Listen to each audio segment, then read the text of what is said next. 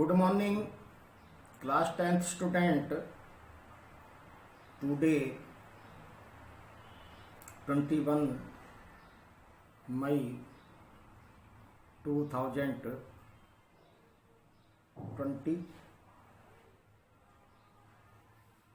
आज हम एक्सरसाइज के जो क्वेश्चन हैं 1 से लेकर के 5 तक एक्सप्लेन करेंगे।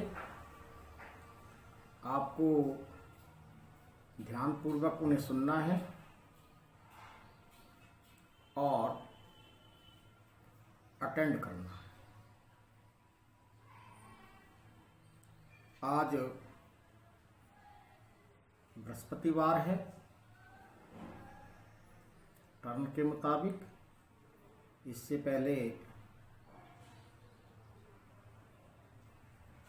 आपको मैंने 18 मई को मंडे के दिन ये इसकी एक्सप्लेनेशन फिनिश कर देती विधिवत। जो वर्क दिया था वो आपने कर लिया होगा। अब इसके जो एक्सरसाइज के क्वेश्चन हैं 1 से 5 तक आप उन्हें ध्यानपूर्वक समझें। क्वेश्चन नंबर 1 बुक में लिखा है, परशुराम के क्रोध करने पर लक्ष्मण ने धनुष के टूट जाने के लिए कौन कौन से तर्क दिए। जब इससे संबंधित मैंने एक्सप्लेनेशन पढ़ाई थी तब उसमें इसका सारा मैंने उत्तर दिया था। लक्ष्मण जी ने तर्क दिया, पहला तर्क कि पहली बात तो मेरे अग्रज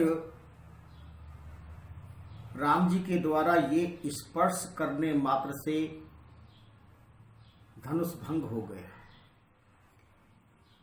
इसमें इन्होंने किसी भी प्रकार की शक्ति का प्रयोग नहीं किया, क्योंकि ये इतना जीर्ण और क्षीण, जर्जर और पुराना था कि स्पर्श करने मात्र से, छूने मात्र से ये धनुष स्वतः ही टूट गया। दूसरा तर्क दिया कि हे ब्राह्मण देव, हे भृगकुल केतु परशुराम जी, बचपन में हमने खेल खेल में अनेकों धनुष तोड़े, परंतु आपने उस समय हमें आकर के नहीं बरजा, रोकने का प्रयास नहीं किया, समझाने का प्रयास नहीं किया, परंतु आप इस धनुष के टूट जाने पर इतने अधिक क्रोधित हो रहे हैं। इसी धनुष पर आपकी इतनी बड़ी ममता, इतना बड़ा स्नेह क्यों है। तीसरा तर्क दिया कि हमारी दृष्टि में तो सारे धनुष एक ही समान हैं, किसी भी प्रकार का कोई अंतर नहीं है। चौथा तर्क दिया कि मेरे अग्रज भ्राता राम ने तो इसे नया धनुष समझ करके उठाया मात्र था, परंतु ये तो इतना जीर्ण क्षीण था कि अपने आप टूट गया, छूते ही भंग हो गया। ये तर्क दिए लक्ष्मण जी ने परशुराम के सामने धनुष के टूट जाने पर। नेक्स्ट क्वेश्चन नंबर 2, परशुराम के क्रोध करने पर राम और लक्ष्मण की जो प्रतिक्रियाएं हुई उनके आधार पर दोनों के स्वभाव की विशेषताएं अपने शब्दों में लिखी। देखिए, ये जो पूरा अवतरण है, पूरा शीर्षक है, उसी से हम इसका आंसर दे पाएंगे। राम और लक्ष्मण के चरित्र में आपको क्या क्या विशेषता समझ लगती है। राम की जरा स्वभावगत विशेषताओं पर आप विचार कीजिए। राम अति विनम्र स्वभाव के हैं। उनके एक एक शब्द से फूल झड़ते हैं बोलने से। एक एक शब्द उनका लोगों के क्रोध को शांत करने वाला है, बड़ा गंभीर स्वभाव है, बड़े गंभीर आचरण वाले हैं भगवान राम। परशुराम ने जब क्रोध दिखाया तो उन्हीं के शीतल वचनों को सुनकर के उनके हृदय में जो अग्नि प्रज्वलित हो गई थी वो धीरे धीरे शांत हो गई। मर्यादित राम, दूसरी विशेषता है मर्यादा पुरुषोत्तम। राम ने इस शीर्षक के अंतर्गत मनुष्य की सभी मर्यादाओं का पालन किया है, क्योंकि हमें ध्यान रखना चाहिए, चाहे हम घर पर हो, चाहे हम क्लास में हो, चाहे हम रिश्तेदारी में हो, हमें अपनी मर्यादाओं का और अपनी सीमाओं का भी ध्यान रखना चाहिए। ये हमें राम के चरित्र से शिक्षा मिलती है। इसीलिए इनके नाम के आगे लगा हुआ है मर्यादा।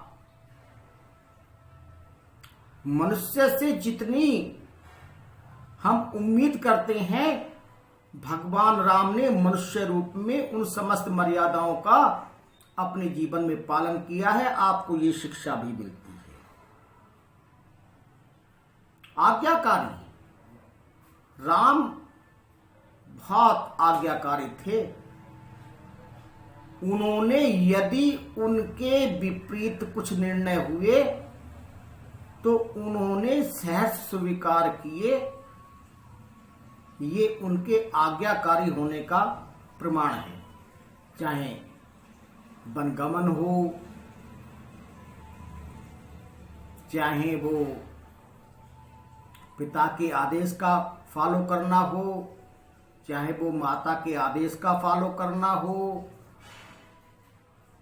चाहे वो अपने भरत की आज्ञा का या सलाह का अनुसरण करना हो, चाहे ऋषि मुनियों के आदेश को शिरोधार्य करना हो, उन्होंने कभी भी आज्ञाओं का उल्लंघन नहीं किया। आपको सदैव ध्यान रखना चाहिए कि अपने गुरु, माता पिता और अपने जो अग्रज हैं उनकी आज्ञा पालन करने में कोई कोताही नहीं बरतनी चाहिए। शिक्षा मिलती है। केवल एग्जाम में आंसर लिख देने मात्र से आपकी ड्यूटी पूरी नहीं होती, बल्कि जीवन में कुछ बातों को अंगीकार करना पड़ता है यदि आप अपने लक्ष्य को प्राप्त करना चाहते हैं। धैर्यवान, राम बड़े धैर्यवान थे। चाहे आपने देखा होगा, रावण ने सीता का अपहरण किया, उन्होंने धैर्य से काम लिया। लक्ष्मण के शक्ति बाण लगा, उन्होंने धैर्य से काम। राज होते होते प्रातःकाल वनवास हो गया, उन्होंने धैर्य से काम लिया। भरत जिस समय वन में मनाने के लिए, वापस करने के लिए पहुंचे, तब भी उन्होंने धैर्य से काम किया। जब उन्हें राज मिल गया अयोध्या का, धोबी ने, प्रजा वालों ने जो सीता के आचरण पर उंगली उठाई थी, तब भी उन्होंने धैर्य से काम लिया। इसलिए राम बड़े धैर्यवान थे। इसके बाद लक्ष्मण की स्वभावगत विशेषताएं। लक्ष्मण का पहला स्वभाव था तर्कशील होना।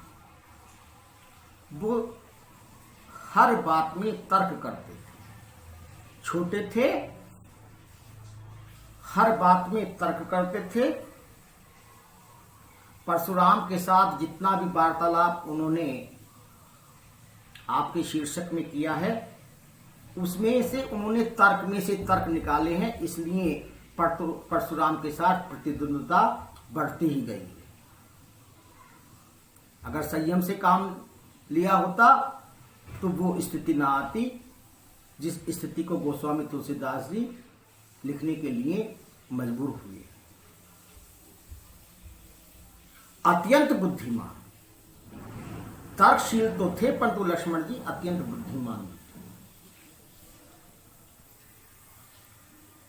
उन्होंने परशुराम ने जिस समय अनलगढ़ शब्दों का प्रयोग किया, अपनी बुद्धि के कारण उनका बोलता बंद कर दिया। नेक्स्ट, व्यंग करने में प्रवीण।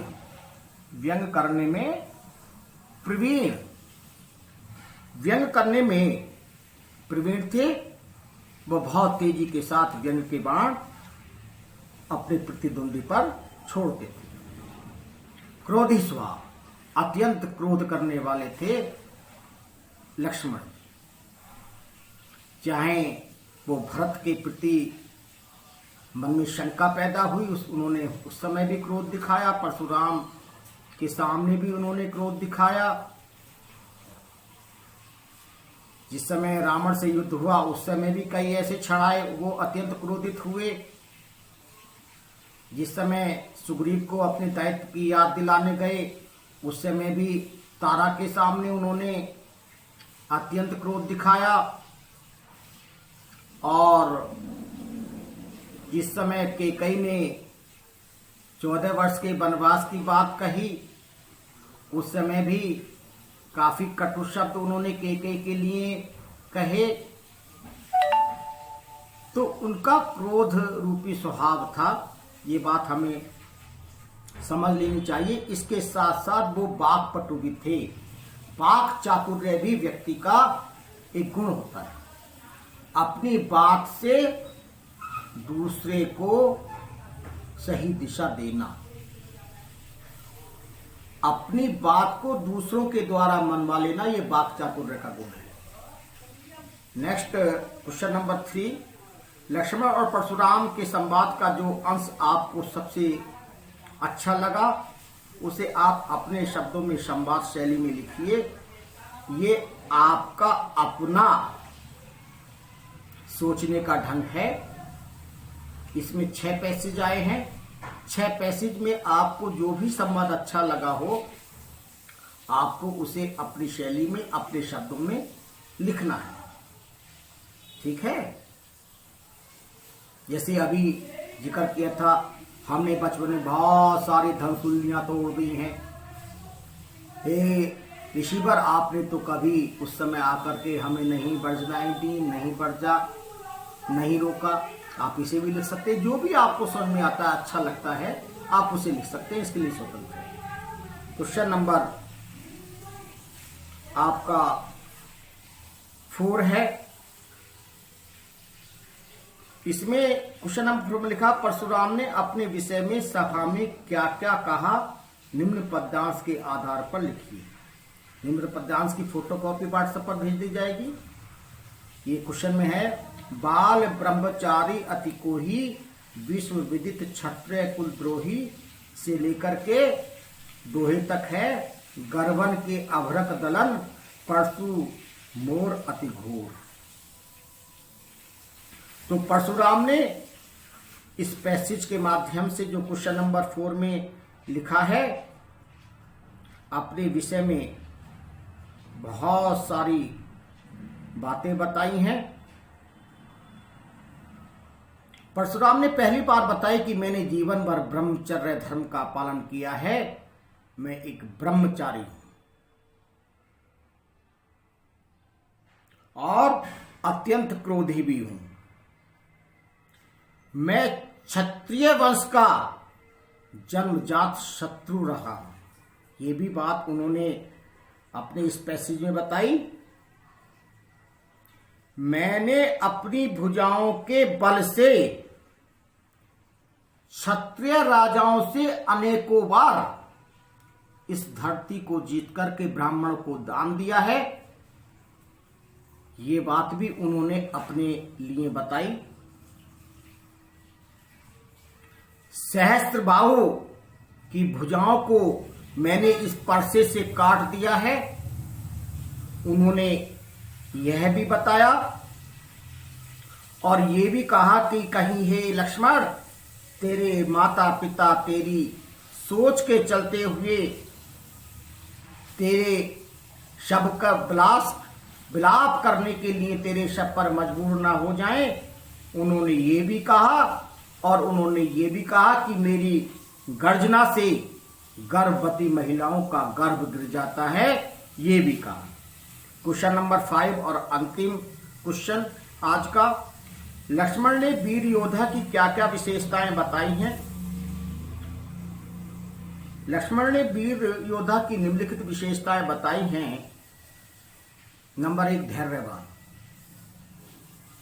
वीर योद्धा वही बन सकता है जिसमें धैर्य हो, वो धैर्य पूर्वक, संयम पूर्वक हर बात का मंथन करे, अपना आगा और पीछा सोच करके विचार करे। धैर्यशाली होना जीवन में बहुत बड़ा गुण है, व्यक्ति को कामयाब के पथ पर ले जाता है। जो बच्चे धैर्यवान होते हैं निश्चित रूप से उन्हें जीवन में सफलता मिलती है। क्षोभ से रहित, लक्ष्मण जी क्षोभ से रहित थे, वो परिणाम की चिंता नहीं करते थे, वो जैसे को तैसा उत्तर देने में अपनी आस्था रखते थे। वीर पुरुष, वीर पुरुष परिणाम की चिंता नहीं करते, बल्कि अपने सम्मान के लिए उसी समय दंड देने का प्रयास करते हैं, चाहे स्थिति कुछ भी हो। ये भी उनके स्वभाव की विशेषता थी जो एक योद्धा में होनी चाहिए। इसके बाद अगर सूरवीर है तो उसकी कथनी और करनी में कोई अंतर नहीं होना चाहिए। कथनी और करनी में अगर अंतर है तो आप सूरवीर नहीं है, आप योद्धा नहीं। लक्ष्मण की कथनी और करनी में कोई अंतर नहीं था। आगे उन्होंने बताया कि योद्धा के गुण, कि जो योद्धा होते हैं अपने मुंह मियां मिट्ठू नहीं बनते, अपनी प्रशंसा खुद नहीं करते, बल्कि उनकी प्रशंसा दूसरे लोग करते हैं। वो तो करने में विश्वास रखते हैं।